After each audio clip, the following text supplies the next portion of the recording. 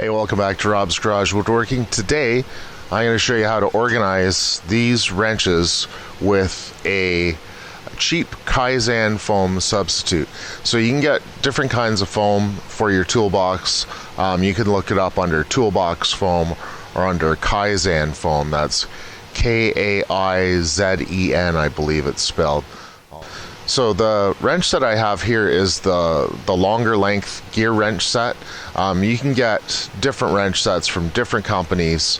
These ones are Mastercraft. This is a 30-piece set, so it's a large set and it's a long set. Alright, so I've grabbed a couple of different foams. This is an anti-fatigue foam floor, and it's 46 inch by 93 inch. It wasn't that expensive. I can't remember the exact price, but they have this at, I believe they have it at Home Depot, they have them at Canadian Tire, Walmart sometimes carries stuff like this, so just look around, you'll find some. Now this one is like a diamond plate or a checker plate style, so I think it would look really nice as the top piece of foam, so I'm going to use that as the top piece. And it's huge, like it's a really big piece, so I expect I'll be able to use this for quite a while. Now another thing I found at Princess Auto in the liquidation section, so if you have a liquidation store around you, you can find foam mats. Now this one in particular is a camping foam mat that you're supposed to put under your sleeping bag. Like that's going to help those tree roots. But anyway, so I got this one, and it's kind of a gray green kind of. It's not really sexy. Now, then the other thing that I found also at Princess Auto, they call this a multi-purpose foam mat, and it's 3/8 inch thick. It's 72 by 24. Basically, this is a yoga mat. So I found a green yoga mat because I like green. So I thought it would provide a nice contrast in behind. So when you take your tool out, you see, well, you'll see. It'll look good. Believe me. Trust me. Trust me. So anyway, so yeah, these were $15 each.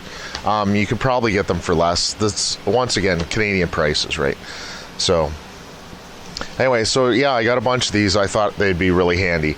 So we're going to cut these to size of the drawer, and then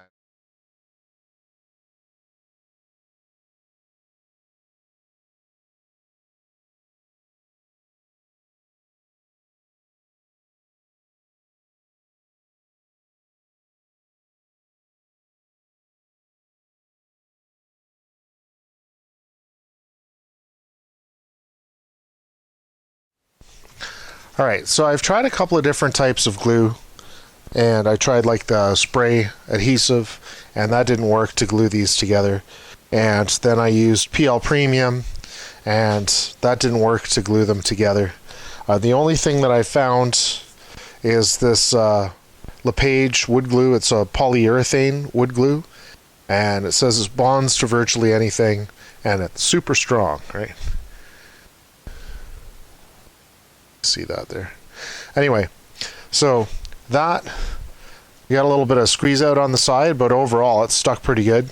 And the only way to separate this is actually, you can still rip it apart, but you're actually ripping the foam. So what we're going to do is we're going to take out all the tools, right? Take all them out. I've kind of marked where all the wrenches are going to sit, so that I glue it back in the right position. And we're going to put it on the back, and we're going to kind of try to spread it out. So I'm going to use some of this stuff to spread it out, some of the scrap pieces.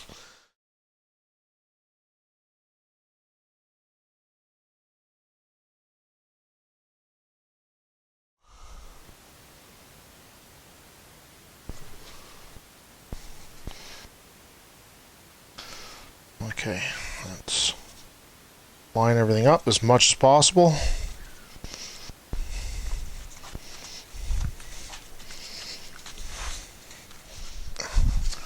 So I have a piece of plywood, the same size.